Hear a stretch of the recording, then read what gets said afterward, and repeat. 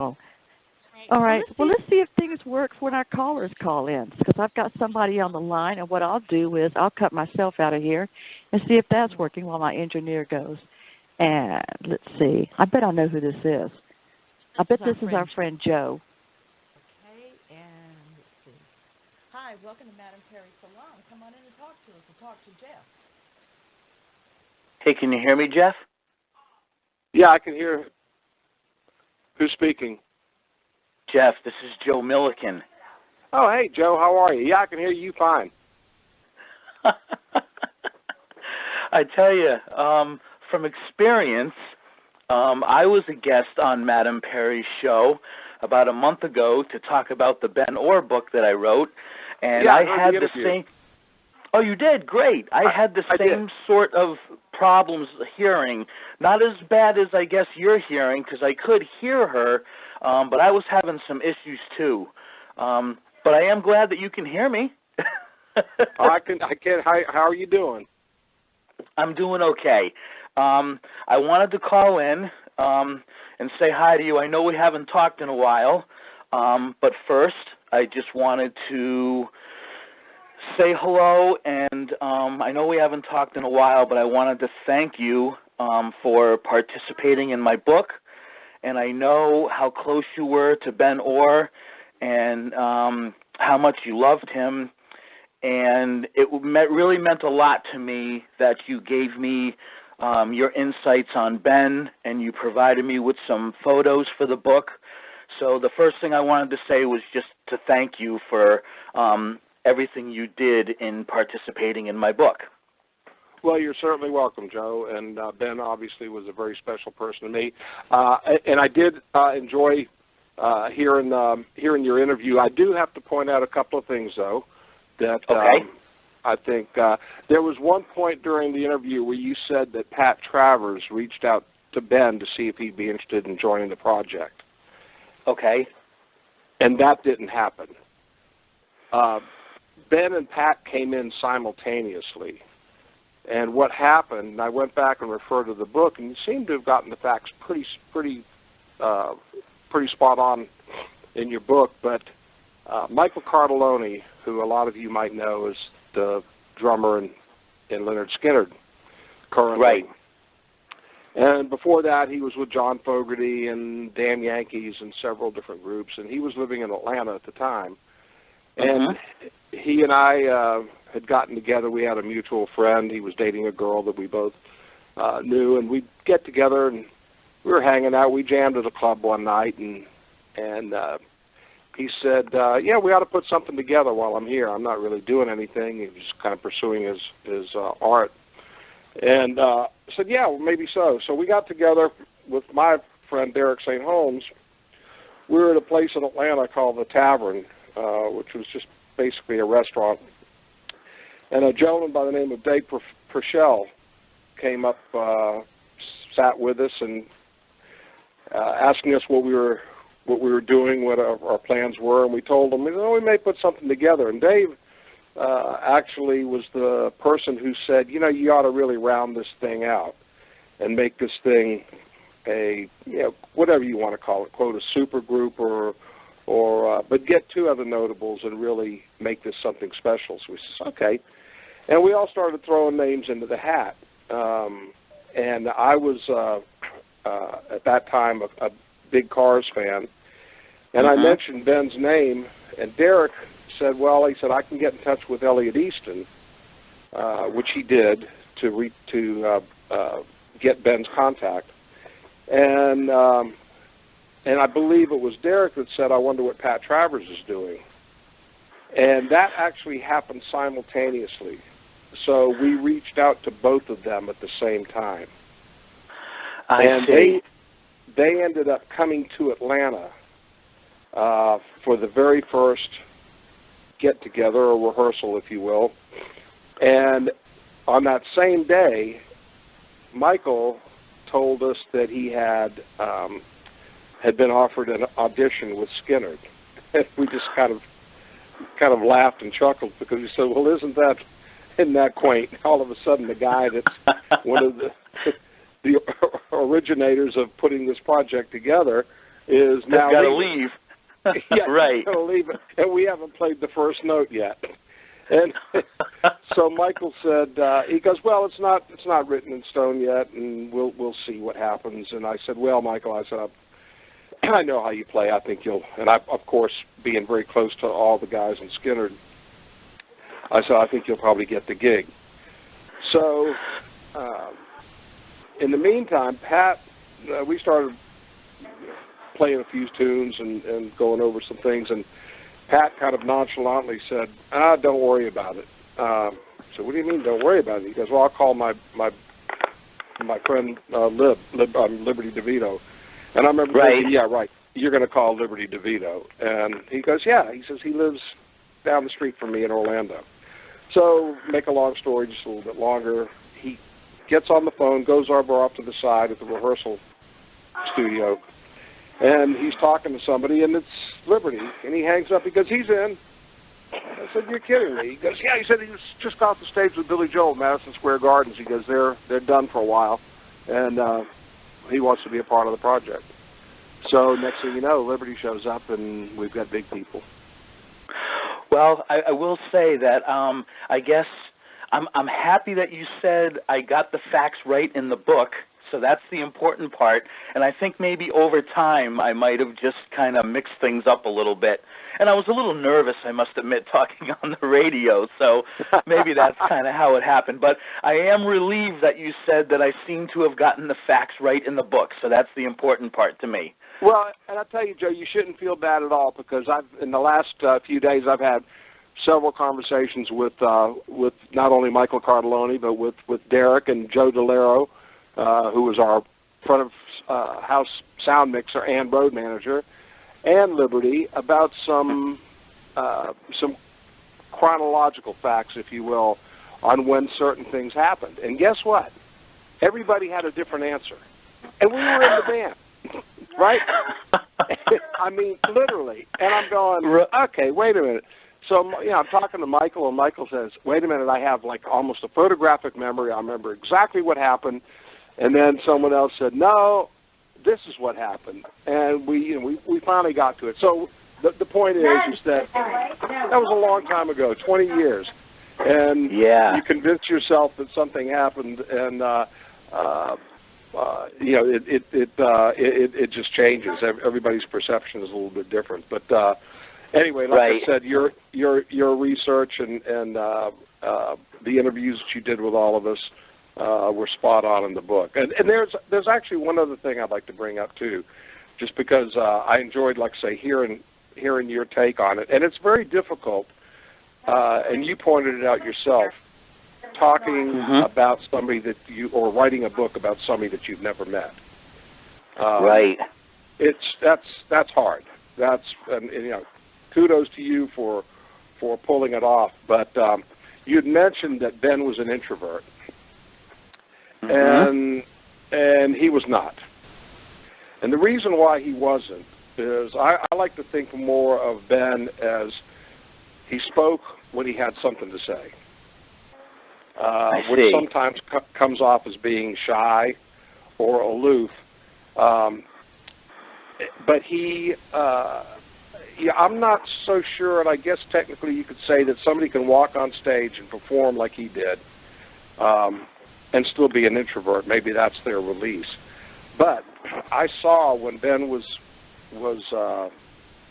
sick, and we were touring, and he was battling his cancer.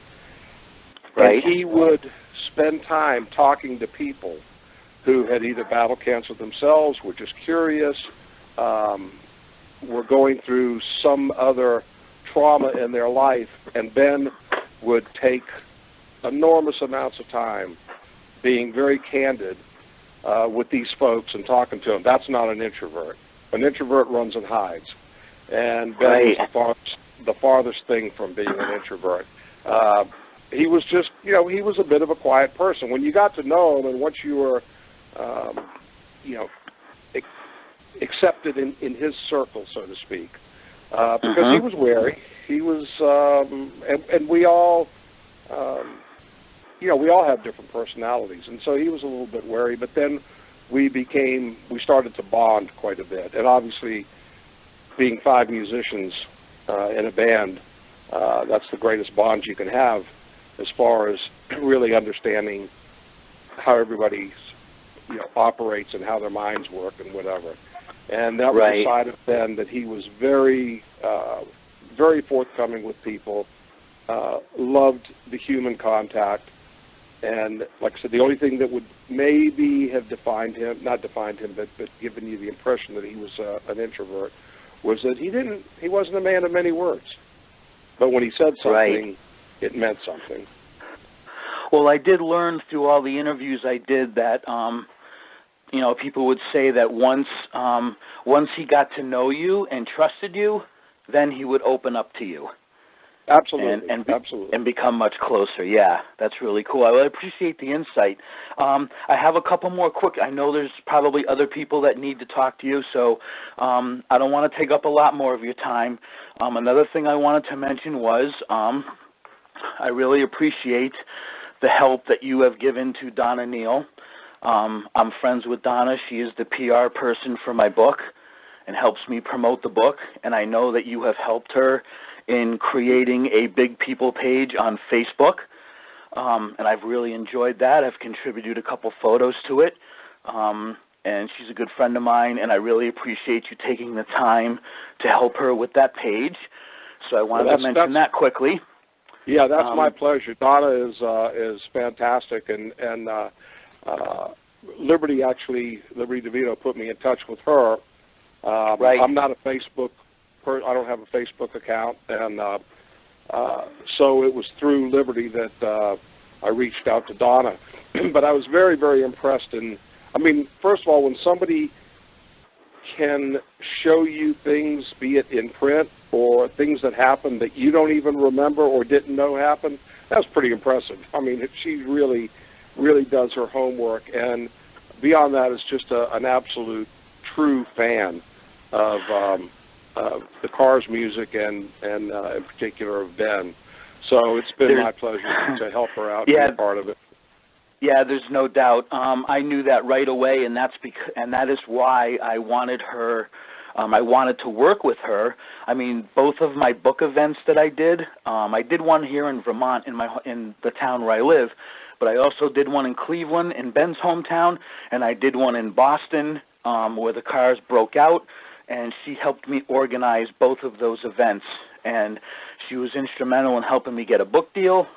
She's done a lot for me. So I just wanted to mention that and tell you that I appreciate that you helped her the way you did. So that's very cool.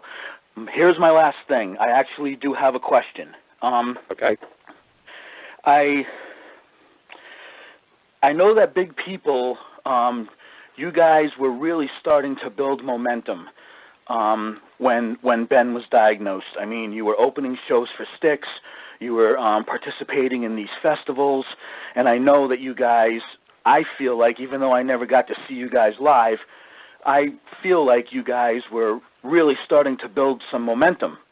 And a few people that I interviewed for the book told me this as well. So my question for you is, did you guys get far enough along in your process to where you guys were actually starting to write some original material, and had you gotten to the point where you were starting to maybe talk to music labels to pursue a record deal? Good question, Joe. As far as pursuing labels, no, we weren't that far along. However, we were starting to share ideas, and by that I mean everybody pulling their cassette tapes out of the drawer and, hey, what do you think of this idea? And jamming some riffs. Ben had a song, a great song. I still have a tape up called "Do You Know What It Feels Like?" And we were going to actually work that up. We all loved the song, so we were just starting to look under every rock and see what everybody had. And we had gotten to the point where, having played our songs together, by our songs, I mean the cover songs that we were doing from the respective bands, we had a musical chemistry that was starting to happen. So the time was just coming around to do that. Unfortunately, it almost exactly coincided with Ben's illness, and Right. the focus of attention went to supporting him. And as you well know, he wanted to go out and play as much as he could for as many days as he had left, and Right. that's what we did for him. So it took a precedent, and unfortunately we weren't able to really explore what we could have done as a band, but we did have the opportunity to have shared a lot of life with Ben. In a very short period of time. You guys packed a lot of life into a short period of time. So you guys felt like it was going to happen, though, right? Yeah, I mean, from the very first gig, the very first show we did was up in New Brunswick, and that 3-day festival that Nazareth was on it, and Styx and ZZ Top, and we were the newbies. I mean, it was our very first show. And right. we had a good show, and I remember, like it was yesterday, calling home, talking to my wife, and she says, "Well, how did it go? What was it like?" And I said, "It's weird. It's like I never had another band before this. This has always been my life, and I've always been in this band. It just seems so meant to be, if you will." Wow. And I didn't know, because obviously close to 30 years in 38 Special, that's, over, at the time, well over half my life. And in one show to all of a sudden go, 38 who? This is it now. That's so amazing. Yeah, it really was. It was magical. And of course, the second show we did was the Itchycoo Park show, which eventually evolved into Bonnaroo. And a lot of that stuff is floating around on the internet, that concert footage. And you can tell we at that point in time, we were, for what we were doing, a very good band. I mean, in other words, we were well rehearsed. Neil dug up a tape from Pompano Beach, Florida, that I had never seen. And the video wasn't great. Somebody's a handheld camera somewhere, but you could hear the audio well enough. And I remember Liberty calling me. He goes, "Have you heard that? We were good." So it was. You certainly were. I've watched that footage, and you're right. The visual's not that great, but you can hear it pretty well. And you guys were tight for sure. Yeah, you really can. So that's, obviously that's the bittersweet part of it, is that we knew we had something special as far as the chemistry of the players. And we knew we could play, and we just weren't able to realize what might have been the creative process and working together and creating some new and original material. And it was it was a shame, but I'm glad I had the opportunity, and I'll never forget Ben as far as an inspiration in my life, and just I think you pointed out, I think you and I laughed about this, where Liberty would always say Ben's the rock star of the band. And what he meant by that was he was the guy that was just so natural. He had sparks flying off of him. He had this aura. It was like, I don't know, it was like Dwayne Allman or somebody, just that magical persona. And he didn't have to try hard to be cool. He had a swagger, but he opened his mouth, and that voice was like none other's. Absolutely. All right. Absolutely. Hey, Joe, I'm going to let you go, Jeff. I know other people want to get involved. I really appreciate your time, and it was great to talk to you. And thanks for everything you did for me. I really appreciate it. You bet, Joe. My pleasure, and give Donna my best when you speak to her. I absolutely will. Thank you, Madam Perry. I'm sorry I took so long, but I really appreciate the time. Thank you, Joe. Thank you. Okay. All right. Take care.